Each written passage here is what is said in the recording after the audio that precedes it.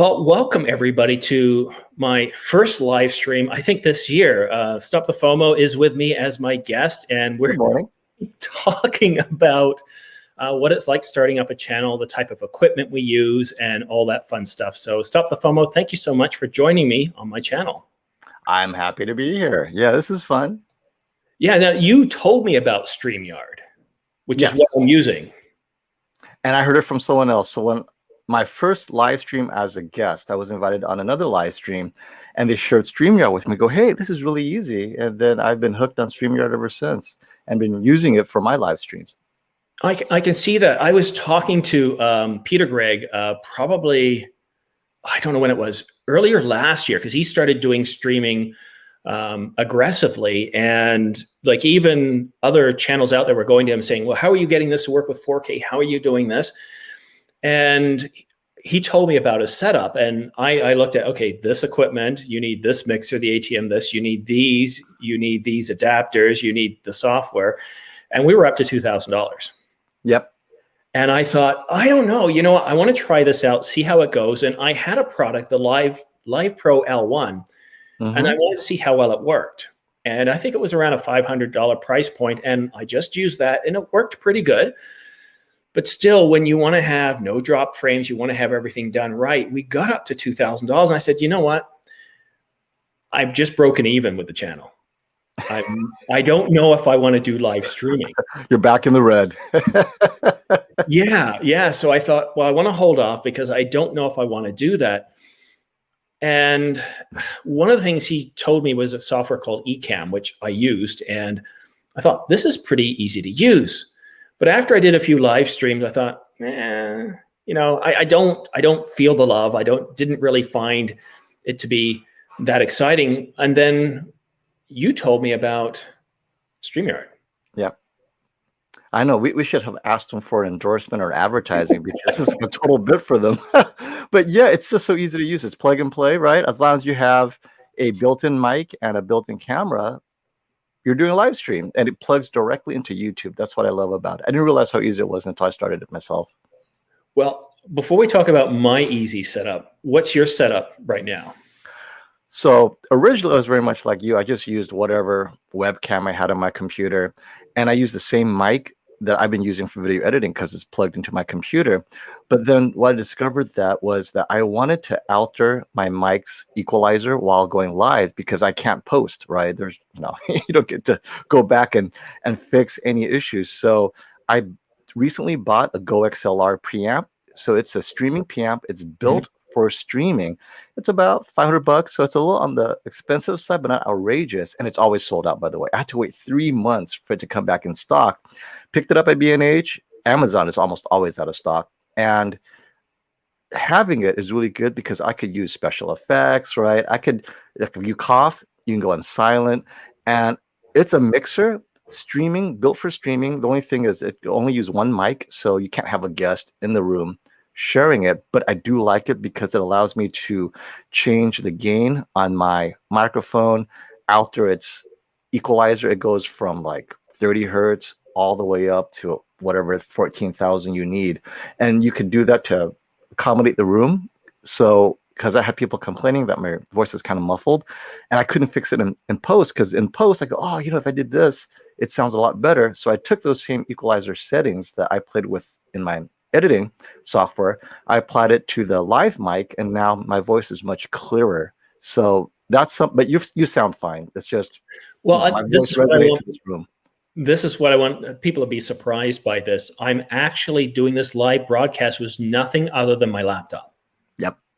I'm not using a Tascam. I don't have a boom mic offset. I don't have my R5 hooked up. I don't even have, look, here's proof. Here's my R5. Yep. I don't have multiple of these. There's the sticker. I'm not using that to broadcast this. I'm using the M1 MacBook Air, the cheap one. Well, this is a great comparison. So you only have an M1 MacBook Air.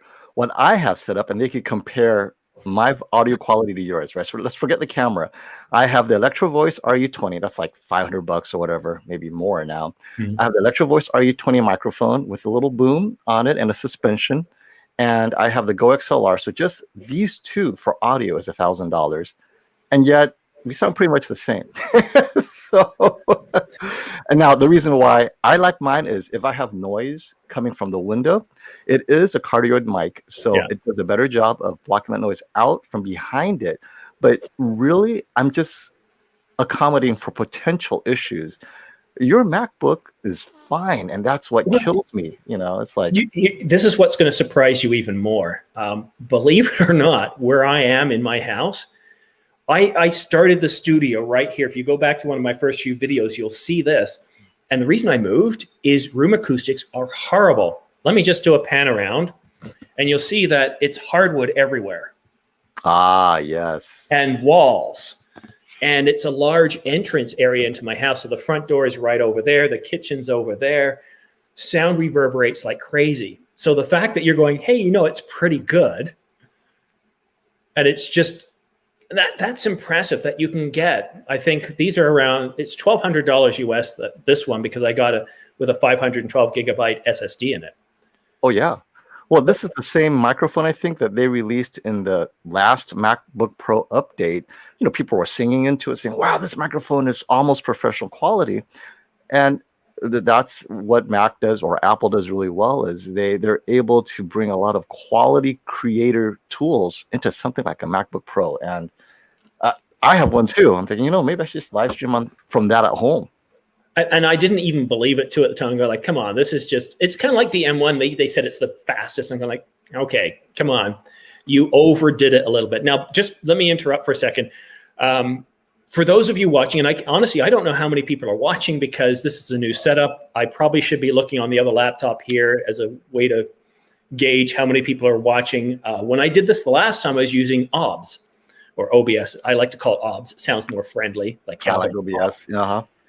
So I was able to see how many people are in the room. Now I can't tell it. I can only tell if I get comments, and I haven't had any comments. But what I want to say is here on the Ordinary Filmmaker, I'm trialing out this format instead of my weekly Saturday mornings Q&A videos. So if you've got questions, go ahead and put them in the comment section down below. If it's a question for Stop the Fomo, go ahead and put it in the comment section down below. We're going to be talking about our setups, how we use things. We're going to go a little bit down memory lane because I don't know where you're on the West Coast, so it's probably rainy all the time, but here it's rainy today. It's spring. It's a rainy day. And we'll engage your questions for the next hour. Hey, I'm here. And, people always watch it on the replay. Sometimes it's too early for me because I am in the West Coast, but, we got people in Europe and stuff that are going to come by sooner or later. That I was impressed that you have such an early start time. We have to, how long it takes to do these things, especially if you have a second job. Let's say you have a primary job and this is your gig. And I think this kind of goes to what we were going to talk about is this, how do you do this YouTube thing and have another job? You got to wake up at 4 or 5 in the morning to fit it in your day. And it's a lot of work. Yeah. So that's a good point. Somebody asked me, or who is it? Rumor has it, he's from Scotland. His name's Tom, and he just started his channel not too long ago. And he says, how do you do this? How on earth? I just saw your comment. We're here. I had to. So there we go. I can show it. It's pretty easy. Yeah, we're just testing all the features, right? We are. We got a hello noob here. And what he was telling me is, he says, how on earth do you get the videos done so quickly? How do you do this in a second job? And I said, well, first of all, I have a time limit. It's not that I have the time to perfect it, because when you're covering news and rumors, I've got several choices. I can do it before I start my work day. Right. I quite often get up at 7 or 6 and I gather the news. I start scripting. And then I have a 15-minute break mid-morning. And if I don't have meetings, then I can quickly see what's there. Or I can even film, because if it's big, if it's the R3, I'm going to copy those specs, put it in my iPad, put it in the teleprompter, and I'm just going to ad lib it. And then at lunchtime, I'm going to edit and put it out.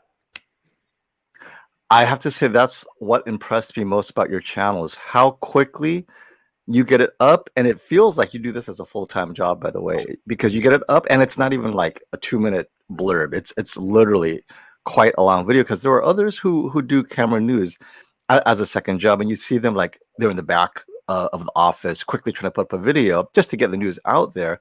But you also have a production value that feels professional. Like, you can't tell that this is another gig. It feels like this is what you do primarily. So now, to very be well done. fair, Fomo, you have been watching me for like 9 months or so. And if you go back to those early videos, you can't say that. Well, yeah, we always get better as time moves on. That's for sure.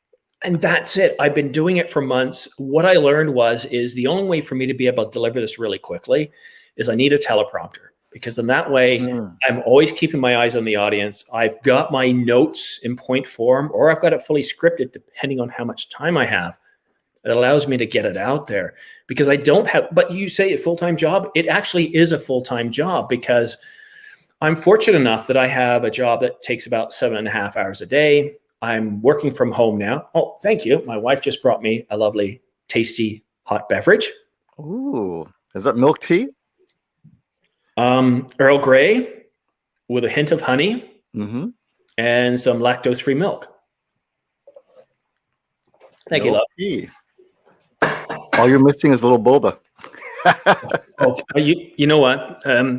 Everybody has marital problems when you're going through COVID and whatnot. And the biggest problem I have is my wife won't stop baking. Susan, can you bring me over a picture on your phone of the cakes? Or maybe I have it on the iPad here, because the iPad's bigger. My wife makes cakes, but she doesn't just make regular cakes. She makes what is called a crepe cake. Right. Have you heard of a crepe cake? Is it the one with 1,000 layers? Well, you and I would consider it 1,000 layers, yes. This is a photo of one she made. That's my gosh. Look at that. Yeah, it looks wedding. You guys should be opening a bakery. Well, catering service. She sells a few, but it's got like 30 layers in it. And she has a little secret. She puts some white chocolate into the cream, which helps make it a little more firmer, but gives it that So she's always baking, and I eat like a king. Oh, we just lost Fomo. What happened here? Okay, so he'll probably be back shortly. But these cakes are absolutely decadent, and here he is. I'll add him back to the stream. Sorry about that. Something happened in my Chrome. I disappeared. So that'll happen sometimes. She's bringing me more photos here. So yeah, I just showed them that one, but here's a different photo of it. That she made this one just the other day, I think. Oh. So I'll give that back to you there. Thank you. I have to say, baking has always been a challenge for me. I cannot stand baking because it requires such precise measurements. And the way I cook, a little bit of this, a little bit of that, throw it in, stir, that's why I love stir fry. It's so, it's imprecise, and you go by instinct. You cannot bake on instinct. You have to have your measuring cups. My wife is Chinese, so stir fry is almost, par for the course. We have this big wok. I actually bought it. I had it before I married her, because I had a great love of Chinese food. I have digestive issues, and I found that a lot of the Chinese food, especially where I live, we've got a population of about 300,000 to 500,000 Chinese. So once you go, we don't have a Chinatown, we have a China City, and once you go in there, all you see is Chinese signs in the restaurants and so many different types of food. And I found that if I avoided the Szechuan stuff, which is hot and spicy, but the regular stuff like Cantonese or Northern stuff, it was very friendly to my digestive system. It was mostly vegetable based with a hint of meat for flavoring. And so I bought this wok, and we eat a lot of Chinese food, a lot of fusion. But I'm going insane, Fomo. Your digestive system is not able to tolerate it, huh? Well, it can tolerate it, but I'm overeating, so I'm trying to balance with, I'll skip breakfasts now. She said, you can't skip breakfast. I said, then just stop baking. You just gotta stop making these pizzas that are better than what you get at a restaurant. That my daughter says the same thing. Is sometimes you cook at home, steak being the easy one for most people. The steaks you make at home now are easily as good as any you can buy at a restaurant, and as a result, steakhouses are closing all over the US. People are realizing, wait a minute, for an extra 30 minutes, I can make steak that is easily as good, and the quality is higher because beef has gone through the roof. And the chain steakhouses are like, we can't raise our prices to $60. just to make a profit. And so they're closing, like Outback steakhouses are closing across the country because they cannot keep up with the quality of steaks you can get at your local supermarket that people are buying, which are obviously better. And that's the problem. Just the quality of the meat. We're not even talking about your recipes or anything like that. It's a tough business to be in. I couldn't imagine wanting to get into that line of business. It's a challenge. But speaking of challenging businesses to get in, nice segue here. How long ago was it when you started your channel? It was summer of 2019. So I'm on my second anniversary right now. And it feels like it's been so long. It feels like I've been doing this for a while, but really it's less than 2 years. Just, yeah, a few months, under 2 years. And what camera equipment did you start with? Oh, this is so I did a lot of research and I came up with the Sony A6400. Okay. So I used that camera. Yeah, the A60. Everyone raved about it because I knew nothing of cameras. So just give you some context, when I started, the only camera I had was my iPhone for the longest time. And before that, the last camera I bought was in college. It was like a Minolta, right? And so I knew that, okay, I need some kind of camera. And everyone on YouTube was raving about the A6400 as being the best vlog. I don't know what a vlogger was, by the way, but every vlog was raving, oh, you know what, if it's good enough for them, I guess it's good enough for me. So I got the A6400 and I got it used, by the way. So I got it out of Rama. And I bought my lens also used because everyone's telling me get everything used because it still works. It's not like other equipment where, you know what, questionable if it's used. Cameras apparently are pretty durable, especially the A6400. So I got everything used. So I was all in for like under 1100, including I think it's a 24 millimeter equivalent lens. And so I had that, but I didn't have a tripod. And so I think one of my questions to you was, I need to upgrade my tripod because the one I was using at the time, I used one of those Amazon specials that we talked about. It was like $40, whatever.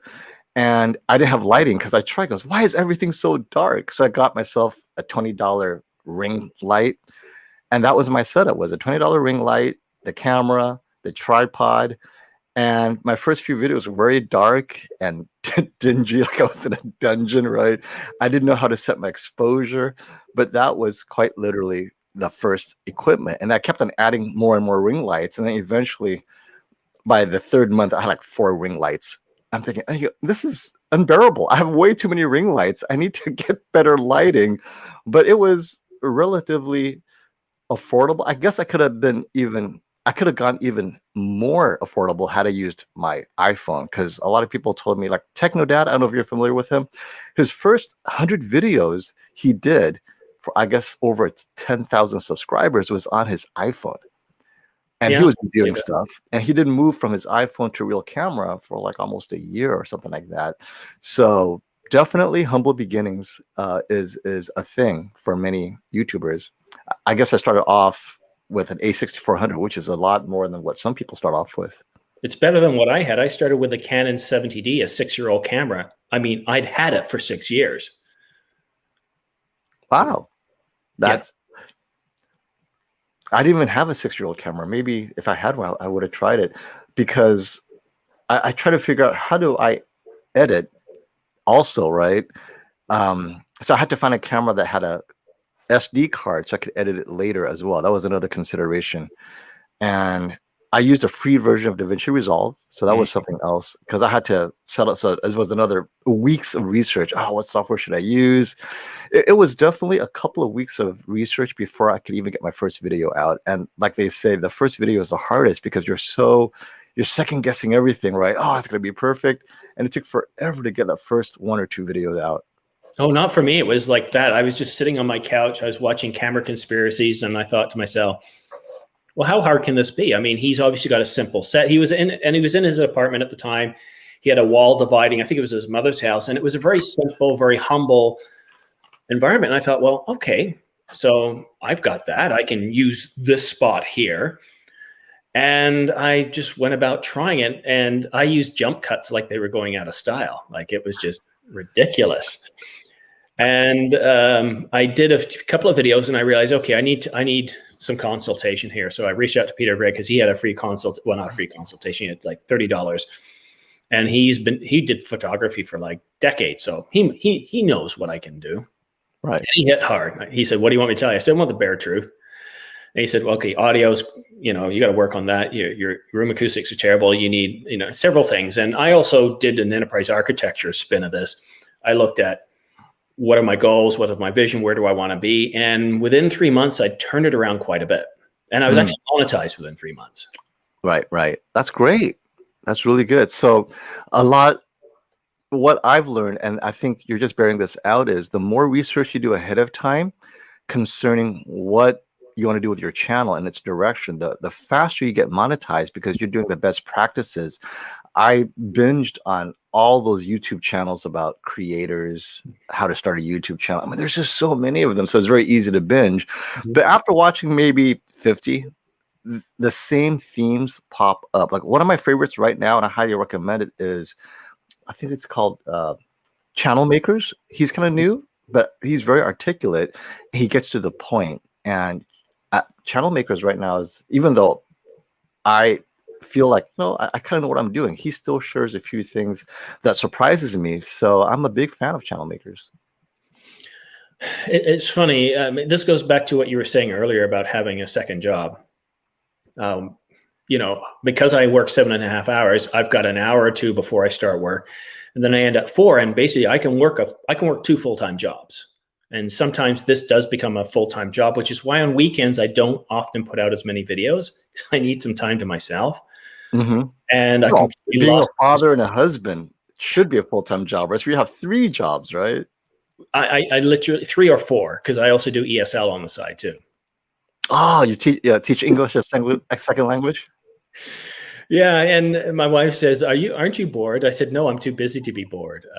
I think that's it. That's the secret. Like, well, it takes a certain personality to do these things because you can't stop yourself. It's kind of you're either built to do it, and if you burn out quickly, then okay, maybe you have to take a step back, because that's one of the number one complaints by many new creators is after the 100th video, it suddenly becomes a grind and it's a burnout issue, and they're putting way too much time into it than they're able to tolerate. And it's okay. You could take a step back. You don't have to put in the grind. I think that's one of the misconception is I got to put out a video every day or every 2 days. Everyone's different. Well, ask me this question. Ask me how often I quit. Oh, yeah. How often have you quit, or are you quitting? I usually do it at least once a month, and it's usually on a Friday, and I say, I'm done. And my wife said to me, "You're not stopping." I said, "Well, you know what? I am right now." And then I give myself permission to walk away. No, what leads you to that crisis moment? Because obviously something triggers it. What is that trigger to say, you know what? I'm done with this. It's usually late at night. I'm tired. I'm exhausted, and news comes out, and I know I've got to do it. It's that, here it is. You just finished a news cycle and something pops up. Oh, you got to hit it. And what usually happens is I take a few days off, sometimes as many as 5, and something comes out and like, oh, this is exciting. And then that hobbyist approach gets to me again and brings me back into it. But I want to ask you something here, because I'm wondering, because I've done live streams before, and usually I always at least had some people watching. Now, according to Streamyard, it's shown 0 for quite a while now. I think it's possible because, well, let me see. Let me check and see how things are. I think you are alive because I just caught it a second ago. It says that I'm live, but it could be also that Sunday morning people are not up watching. It might be the worst time. But see, here's the thing: is when I put out my Saturday morning Q&A video, which used to be on Sunday, I got a lot of views. Well, that's something to think about. Is you've institutionalized, indoctrinated, you've pretty much created a pattern of watching, and they're up, they're about, they're ready to go, and you're not there. So if you're going to train them, right? What is it? If you Pavlov them to, yeah, I see you. Yeah, we're live. Okay. If you've never done a 7 a.m. and this is your first time, or 7 a.m. my time, 10 a.m. your time, they don't know you're here. I mean, even though you've told them, they've already have everything set up for 7 a.m. in the morning, whether it's having breakfast, sleeping in, or whatnot, right? And you kind of throw them off their game because I'm experimenting myself as well. So this is only literally maybe my 6th or 7th live stream since I started live streaming. And I've talked to some of my fellow YouTubers, and they each have a time they want to experiment with for their viewers. So be the installer, right? Brandon, he's a fast-growing YouTuber, very similar to me. He does TV reviews, except his twist is he does installations, right? So he helps you with installations, cables, all that good stuff. And he tells me that his most popular spike is Saturday morning. He says Saturday mornings are just incredible. He cannot skip a Saturday morning post because all the videos he's posted, he gets the most views for whatever reason. And maybe that's when you should have your next live stream is on a Saturday morning. I think what I might do is next Saturday, go back to the Q&A and maybe start it at 7:30, get up at 7. It gives me an excuse to get out of bed in the morning on a Saturday and not waste it sleeping in. Go outside with this laptop, sit in my normal spot, and see if my loud neighbors are picked up by the microphone or not. We'll try that out. We'll do it as a test, and I'll solicit everybody's questions. We'll do it the normal way, only I'll do it live. Right. We'll see. And something you can play with since, we're here and no one's watching, right? Well, no, one person watching now. Is he still there or did he disappear? Well, according to, no, he's been there or she's been there for at least 10 seconds now. So, who knows? We might even get a comment coming up or a question. Or they accidentally walked into this channel like, what is this? You know what? This is not what I signed up for. I thought I was watching films. Let me break some news too, because I should have mentioned this at the beginning of the channel. And let me see if I can use the share function here. But yeah, try it out. I did a spring challenge not too long ago. Yes, I saw that. Well, the main reason I did that is just because I live in the north and it's just horrible. And you just have like 8 months of winter. Now, local people say, oh, it's not 8 months, it's only 4 months. But you talk to anybody else in the world, when the temperature is below $40 on a regular basis, it's winter. You're not going out. Yeah. And okay, so it's wanting me to do permissions and stuff, and that's going to distract me. So I'll wait till you're asking a question before I enable that. So I thought, you know what? I want to do one more challenge before summer. And I'm going to a summer challenge, something like that? Call the night challenge. Night challenge. So like night videos? It's got to be at night. It's got to be outside. You can't do it in your house. So it's got to be at night. And what I wanted to do is I thought it's a great way to get people outside. Also, when there's not a lot of people around. So if you're in areas where you're worried about getting close to people, night is perfect for that. It's a completely different way of shooting than in daylight. Absolutely. Yeah. And I thought, okay, let's run this for 2 weeks till May the 14th. But I published the video this morning. I thought, let's give them 3 weeks because you need to really think about this. And what I'm going to be doing is I'm giving away a Xiong Weeble S gimbal. What is that? It's a gimbal. So basically, if you want gimbal, a really stabilized video, sorry, my Canadian dialect is getting in the way. All I heard was like ion blast. And I go, wow, that sounds like a weapon. I didn't know. Yeah, it's from the Starship Enterprise. I just made it myself. But so what I've done differently this time is I'm not going to pick the winner. People can easily submit their links, and I've been able to get Jordan Drake to officiate. The Jordan Drake? The Jordan Drake. Which one? Let's make sure we're talking about the same guy. Is he the DP review guy? Yes, he is. Speaking of him, I don't know if you caught the latest video by on Camera Conspiracy where he was going what is he saying? The FX3 is too sharp. I mean, you can see the pores on Jordan's face. What the heck?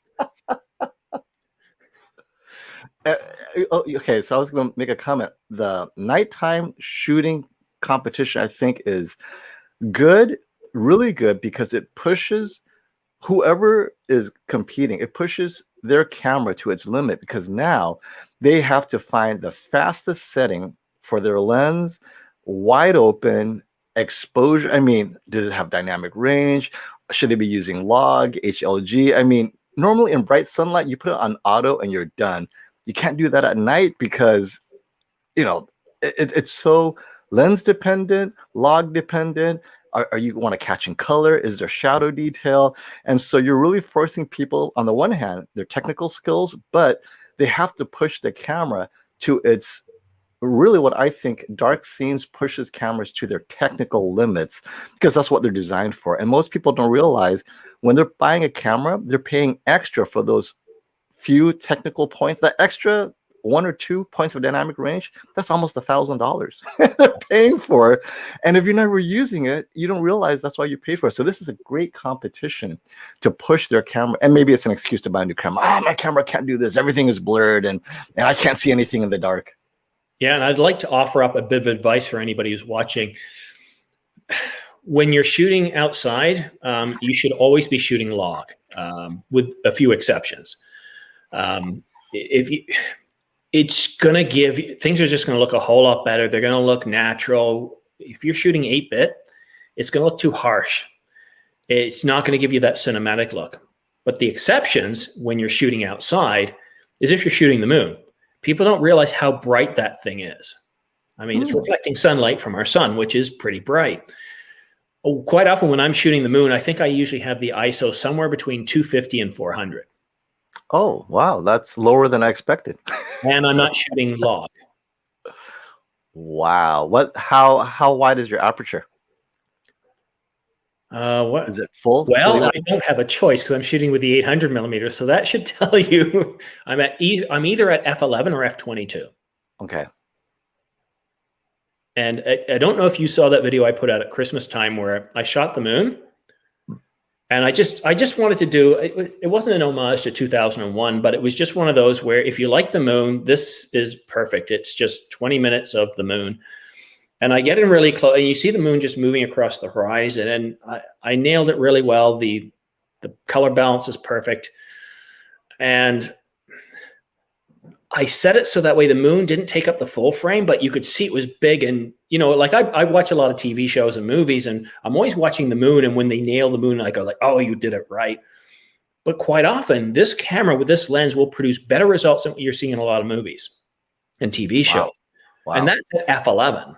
At around with the R5? The R5 with it's in the basement with the R5, this camera here with the 800 millimeter, basically a $900 lens on it. And the R5 has such great dynamic range. So you're really capturing everything you can.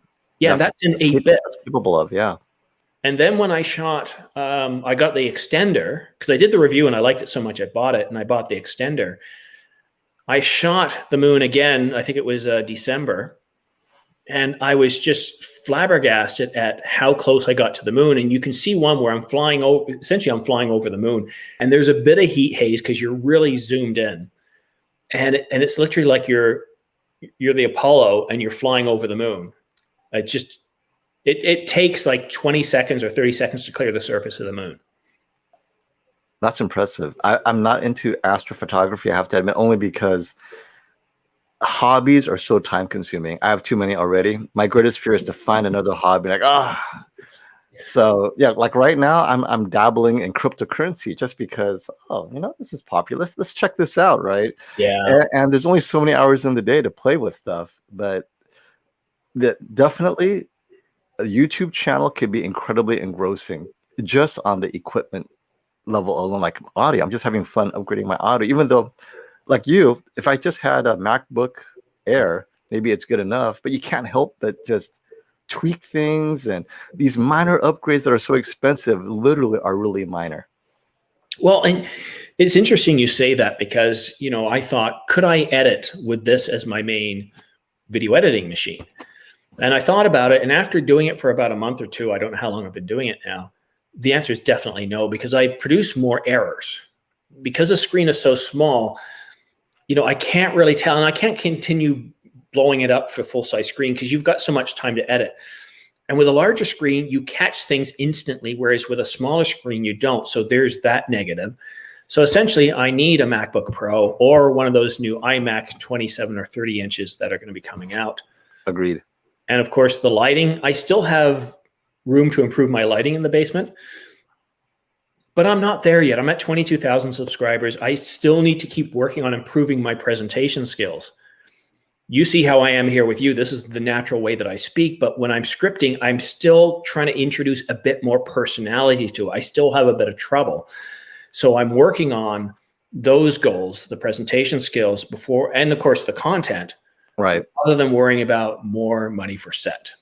Well, let's just say talk about content, because we wanted to talk about this before, which is news, which I do as well for TVs and stuff. But what about the evergreen content? Yeah. So we won't go away from the news, but then between the news, what is your plan for putting evergreen content, meaning content that 3 years from now people would still be finding and watching because it pops up in their search or their interests on YouTube? Well, I've already tackled that. And if you use analytics in YouTube, you're going to learn a lot. Videos where I've done the Canon 90D versus the the 8, I can't even say my words now. Normally I'd cut this out on the video, but the Rebel T8i or the 90D versus the EOS R, those are my top grossing videos. Comparison videos. Yes, comparison videos. Because if you're looking at buying the 90D, you can still look at buying the 90D 5 years after it came out. You're getting it used. So like a shopping guide, a camera shopping guide. Best camera under $1,000, which I just recently published with the A6400. No, would it be the best camera for a ordinary filmmaker or best camera for vlogging? Because use cases. What is the focus of your channel or audience? Are they looking to be an ordinary filmmaker, or are they creators on the YouTube side? Because I think it's a very different group. And here's the interesting thing. I targeted at the ordinary filmmaker, people who will be buying the Canon 90D and not this monstrosity. Because here in Canada, this is a $6,000 camera. You're kidding. No, $6,000 after taxes. Wow. And this lens, the 50 millimeter, that's $3,600 after taxes. So is it the tax that's raising it, or it's just a tariff on the product? There are no tariffs. So what happens in Canada, generally, whatever the US price is, the Canadian price is usually no more than about 5% more on electronics. That's reasonable. But it's the currency exchange. Oh. We have a different currency up here. We call it the dollar, but it's, or the Canuck buck, as some of us call it. And right now, there's a 20%, 25 to, 30% premium. Wow. A few years ago, it was on par. Ours was actually worth more than the US dollar. Yeah, I remember that time. And then all hell broke loose at some point. It's currency markets. They do what they do. And it's usually, our dollar depends on the price of oil a lot, because we're a major oil exporter. So you have to deal with that. And then, of course, in my province where we live, we have a 13% retail tax on top. I think that is a killer right there as well. Well, it could be worse. In Denmark, it's 24%. Now, are you able to, drive to Michigan and buy things and drive back? Yes, and that would cost me more. So essentially, the honesty behind it today, it's actually cheaper to buy it here. So, for example, this camera body that I got, I bought it from Downtown Camera, which is in Toronto, not far from here. And I'm sure part of it is because I have a channel, but he gave me a couple of $100 off, and it actually dropped it below the price that you would have paid in the US in US dollars. Right. Well, I got it cheaper here in Canada. And it's not just because I have a channel. Other people I've referred to him, he's given them discounts off it too. So like if you're in the Toronto area or in Canada, check out Downtown Camera in Toronto. Even though I get money from B&H for the affiliate links, like if you buy stuff, right. I also believe in supporting small businesses. So if you have local camera shops, give them a call. Just because it says it's $37.99 US doesn't mean that that's the price you have to pay. With bigger chains, that's generally how it is. But local shops, they've got flexibility to lower the price. I think you brought up a point I wanted to ask. So you started with a very humble camera, right? An older Canon, and now you have, the latest and the greatest Canon. And then you also had the Sony a7S III for a period. If you were to start over, knowing what you know about the R5 and a7S III, which one would you choose? Because obviously they're both capable of doing what you're doing, but starting over again. And are they priced about the same in Canada, or is the A7S III actually a little bit cheaper? It's negligible, because as well as I do, once you buy the camera body, then there's the lenses, the other accessories, and before you realize that the camera body is the cheapest thing. Okay. So I consider them priced the same. There's a difference, but I'm not too worried about that. So I'm going to give you a precise answer. But before I say that, I need to mention that I would not be buying this camera for the YouTube channel. I'd be buying it for the channel, and I'd be buying it for my personal use as well. Okay. Right? That's a good and point. the hobbyist. And having used both, I would choose the R5. And the reason for that is, now this probably would have been different. If you had asked me this question 6 months ago, I would have said the Sony a7S III. Well, I know you were very interested in that. Oh, I am still. Right? I mean, you were looking for that upgrade a year ago before it was announced. Yes. I really do want the a7S III as a standard camera, because for studio work, for YouTube, it's easier than the Canon R5.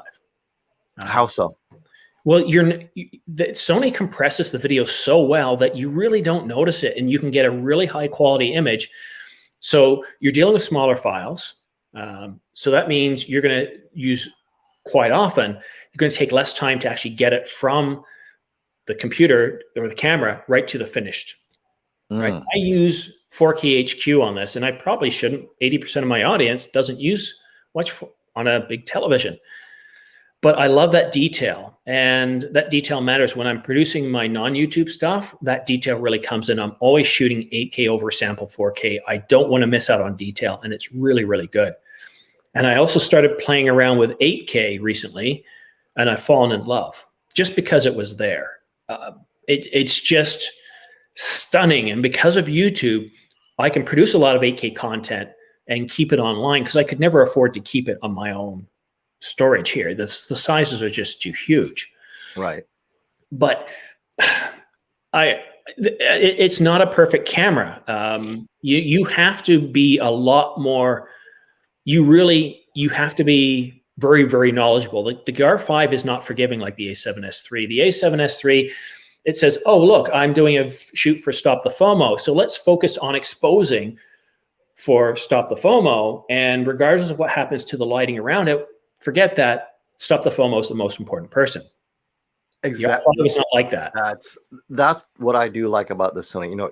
You bring up a good point about use cases, because so I start off with the A6400, and I forgot to finish what I ended up buying. A6400, I had that for easily a year, and then I started watching your channel because I wanted to upgrade my A6400, because I knew what I was missing, right? I was missing dynamic range, and I was missing maybe resolution. And so I caught the R5 on your channel before it was announced, because you were already talking about it. And then from that point, I started watching your channel, asking you a lot of questions. Oh, maybe it's the R5, because Sony wasn't announcing anything in 2020, right? It wasn't until the very end where they announced the a7S III.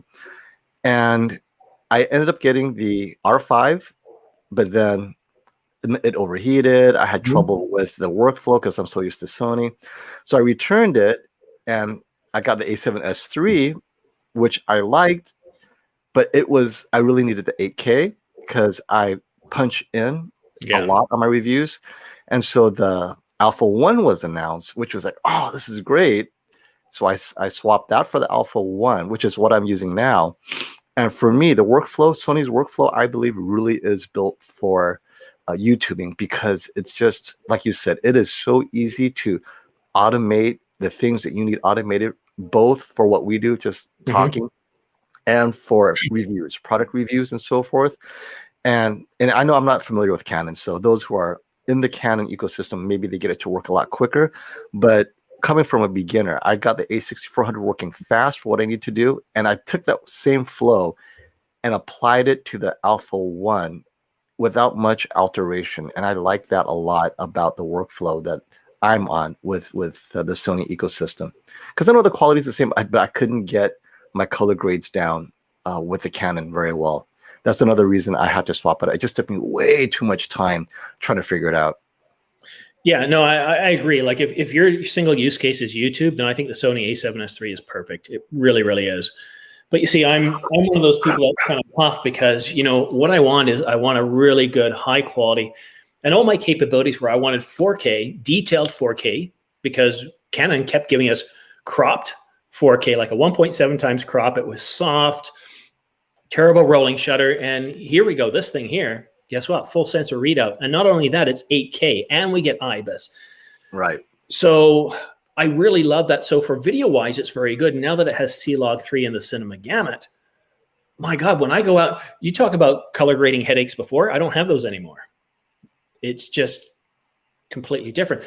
But I've also had to upgrade my own knowledge that, you know, because it's not going to follow you to see how well you're exposed compared to other things, things can change. You say, well, okay, I'm going to put myself in a different environment here. I'm going to put myself in this spot here where I know I've got control over the lighting, or I'm going to use a diffuser. And that's how professionals do it. That's how they do it in the cinema industry. But for us guys who are one-stop shops, we can't have a crew. We can't have guys pull focus. We can't have guys doing lighting. We can't have guys doing color. So when you look at the Sony and how they do with their exposure control, it's just brilliant. But on the other side, when I do want to take some really good photos, it's just amazing. And I've often taken stills from the moon shots I've done, and people thought I took that as a photo. And no, it's just I grabbed it out of the 4K video stream. Did you end up playing with the S Cinetone on the Sony? Yes. When you had it? Did you like it? I did, but the problem was I had it in the worst time of the year where it was cold, but there was no snow. Right. And so I was shooting most of the stuff in my studio, and I wish I had have had it. Like, to have it in May or June is the best time of year to really have it, because all the flowers are coming up, things are greening. So is S Cinetone optimized for outdoor shooting? Is that what its use case is? S Cinetone, I think it's all about producing a certain look and feel. And everything we do, all these cameras, all these lenses, it's about giving you a certain look. It's not that this is a crappy lens or better lens compared to this one here. It's they give you different looks and what you're trying to get. And if you want to get the most dynamic range you have, and you want to replicate the colors in a certain way, especially if you want to go with that cinematic look, that's where the Cinetone comes in. That's why they put it in the name, right? Trying to plant the seed. Marketing is always there working behind the scenes to try to tell you what the camera's for. And again, Canon's telling you that this is not a video camera, it's a stills camera, no matter how much they keep putting more video in. Because this screen is split between you and I. Canon's split between the modern people and the old-fashioned people. The people who believe that we should just be making stills cameras with it and not focus on the video, whereas the new side is Canon saying, no, we got to really put video in here or we're not going to sell.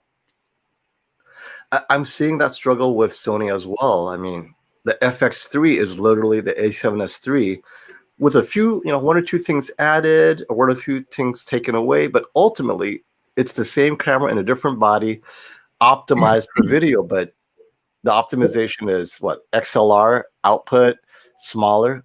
Wasn't the A7S III already optimized for video? And that's why I thought to myself, and I think you said the same thing, it's like, I think they've just killed off the A7S III with the FX3.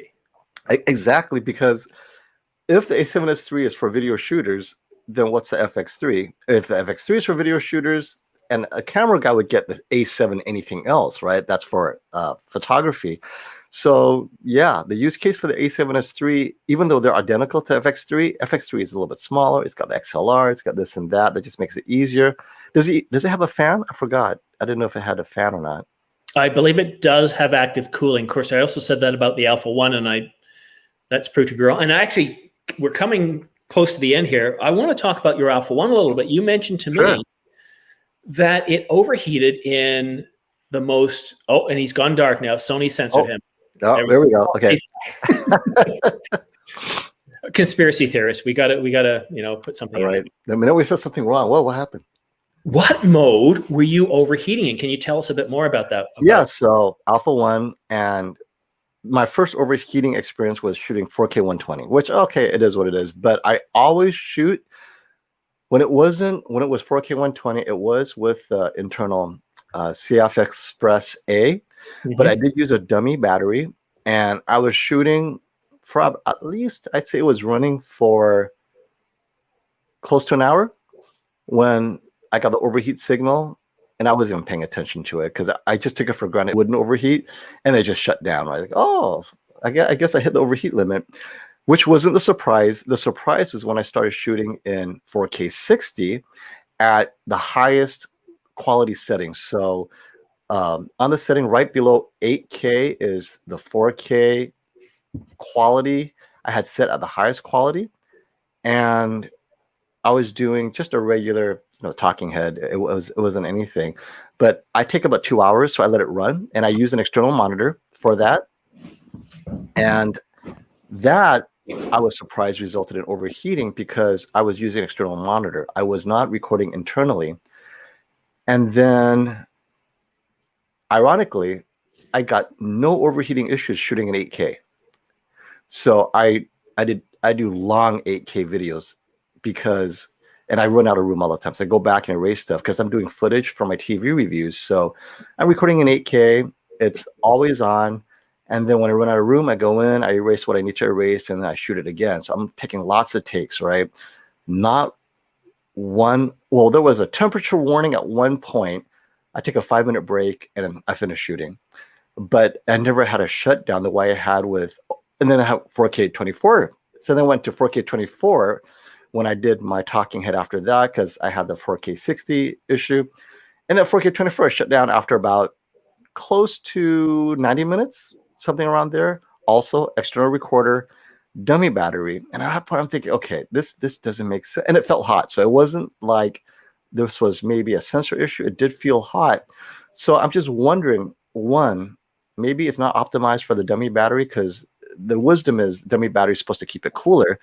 But I took out the battery. It didn't feel any hotter, right? So I was using a Condor Blue dummy battery, and it felt fine. So I'm still a little bit confused that at 4K 24. What was that? You said you had trouble at 4K 24 though, didn't you? Yeah, 4K 24 and 4K 60. Yeah. But 4K, but external recorder and dummy battery. And See, that's what surprised me the most, because we know the A7S III can 4K 60, no problem, 4K 24, 25, 30. And I had no problem with A7S III when I did those exact same talking head type videos. I didn't even get a firmware update coming. I think so, because I didn't even get a temperature warning on the A7S III. So in this one, it gave me that temperature warning, but it was like 1 minute temperature warning, and then boom, like, wait, what is this? Like, just off. So I think they're still calibrating that temperature warning, and I'm sure others are doing this and they're sending in their complaints and so forth. But yeah, I hope a firmware update fixes it. But I mean, what more can you do except use an external recorder to offset the heat? Well, and here's the thing too: when you were shooting in 4K 24, were you filming with an external recorder? Yes. See, I always shoot with the Atomos Shogun 7. I like the larger Atomos, and the only time I do internal recording is 4K 120, right? Because of the high bandwidth required, and 8K. So 8K and 4K 120 are the only times I use the internal. And when they overheated, or when the 4K 120 overheated, that made sense to me. But it doesn't make sense to me when I'm doing the external recording. That sounds... Yeah, it sounds like they're doing something silly.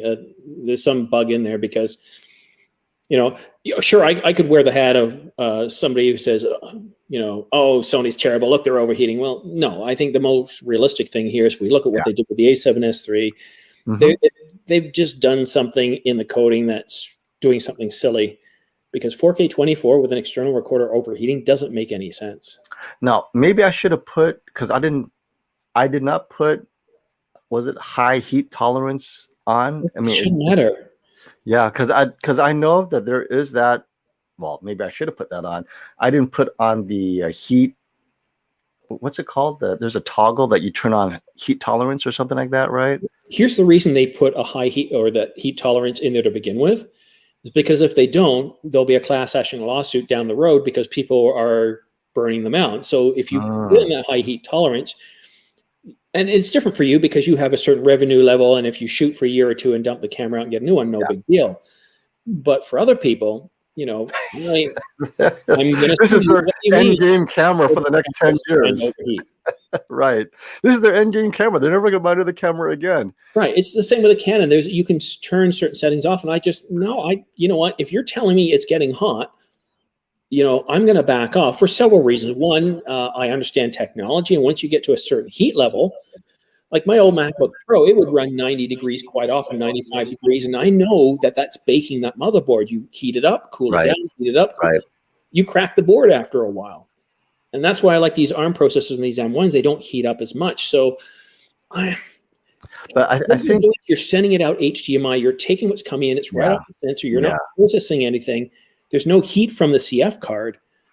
Maybe that's it. That the heat sensor is less tolerant without the toggle being, but you told unless me you toggle it hot to the touch, right? Yeah, it was. But then so were the A64 and the A7S III, because after an hour, just they all get hot. But the question is, how hot can it get, right? Yeah. And so I'll try to I'll have to turn on heat tolerance. I completely forgot about that feature. Maybe that's the issue. See, here's one thing too. When I had the A7S III, and some of my videos, like the Q&As, they're over an hour and 20 minutes of shooting time. And I never had a problem. It would be what I would consider warm. Like if you, we've gone black again. If you hold your wife's hand, that kind of temperature, it felt warm or a little bit warmer than that. Same with the R5. Whenever I shoot for a long time, it feels a little warm right in here. Same with the Sony, but it never really, really hot. So this one was pretty hot. It was more than just warm. When I was doing the 4K 120, it got pretty hot, but then that was internal recording, so that makes sense. Well, but 4K 24 actually got pretty hot. Sony Alpha 1 guys, don't run away. This is a new camera. With any camera coming out new, you're going to have multiple firmware updates. And I think they just released firmware 1.01. I just updated that. Thank you for the reminder. I did it yesterday. Yeah, let me know if you have any problems with that. But, a lot of times, like if you buy these cameras new, like the only reason I bought this right away, besides I really wanted it, but there was a huge overheat thing going on at the same time. And it was blowing up everywhere. When I put out videos, people were slamming me for how could you do this to Canon? Well, no, this was what was happening with the camera. But sure enough, after 3 firmware updates, it'll get hot, but it cools down a lot quicker now, and it becomes a lot more usable. I wouldn't use this as my A cam without something like a Ninja 5 on top of it because if you're shooting weddings, this is a great camera. I'd use it as your A camera for stills. But for video, if you don't have a Ninja on there, I wouldn't. Yeah, I'd get something else. That makes sense. I'm gonna have to try and see if find the anti-overheat toggle. Try that and see if it changes anything. Because some of my talking heads, because I just continuous external recording, right? I let it run and run because I don't know what footage I'm going to use, and somewhere in maybe after 90 minutes at 4K 24, but we'll see if it does it again after I toggle off heat sensitivity or toggle on heat tolerance. Well, what I would do first is I would just record 4K 24 and just, if you're done filming for the day, just set the camera up in the same environment, record, because you've got a firmware update, which might change things. And they did say various bug fixes. Yeah, they don't want to announce what the bug fix is, right? Then it'll be official. Yeah, and it might be something small that's doing it. They don't even realize it. So try it with that, see how it goes. And what's the temperature of your studio when you're filming? Oh, well, it's still fairly cool in California. So I didn't have to have a indoor fan or anything. It's about, I'd say easily no more than 70 degrees, maybe 69. And I shoot early in the morning. So that's like 68. And yeah, I mean, it's definitely not warm. Yeah. It's not as cold as my basement where I've normally got purple lips because it's so cold. Right. I got to tell you a little cheat here. My wife told me to do this because I do. When I get cold, I don't feel cold, but my lips start to turn purple. She says, "Here, put some of my lipstick on." I said, "No, I'm not wearing lipstick." She goes, no, this is skin tone. Well, you should have used Cinnatone. It doesn't matter what I use. But here's the thing is, if I shoot a video with blue lips, then I'll get people from the Sony camp saying, "See, the Canon can't grade properly." I said, "No, it's not Canon. My lips are actually this color." My wife is texting me saying she can't find the Ordinary Filmmaker to catch the live stream. So I'll tell her, see, click on. Yeah, maybe she could find it before we go. Like literally, she'll probably find it and catch 1 minute. Yeah, because we're coming up to the hour, and since we don't have a lot of people watching, there's no sense in going over. But this is a perfect opportunity for behind the scenes. Yes, share with us. Share with us for behind the scenes. so the whole purpose was doing this was to pilot, try it out, and thank you much for joining me, because it's a very different environment shooting with somebody. But I was expecting we'd get more people, be more interactive, but we only had one person show up, and my head tells me that something is wrong somewhere, because even when I was Mr. Nobody, I put out a live stream and people started showing up, and I put out videos at all times of the day. So I sense there's something along the way that didn't work. Try it at a different time and a different day, right? So maybe try it on either a Saturday morning or Friday evening. I'm very surprised. Friday evenings, people just want to sit back with a beer and watch something. Try it on Friday evening next time.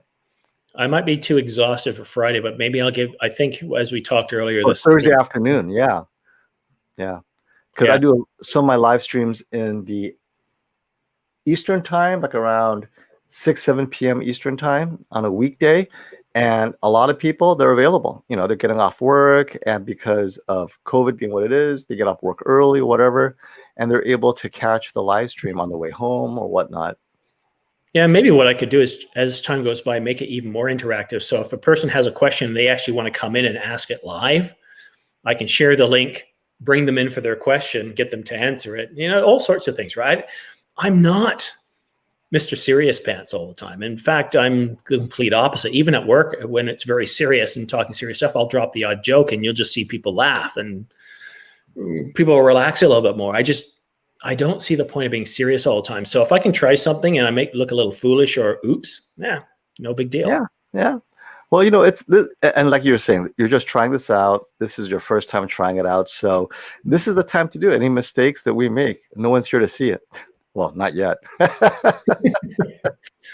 Well, great. I'm going to go ahead and end the stream, but if you just want to stick around for a few seconds, for those of you, the one of you that did watch, thank you. And for those of you watching now, thanks so much for watching The Ordinary Filmmaker, and stop the FOMO. We do appreciate you stopping by. Love it. Great. I feel like I should do my normal end off, but it's not a normal end off. So I'll just end things there. Thank you everybody for watching. We'll see you again soon. See y'all.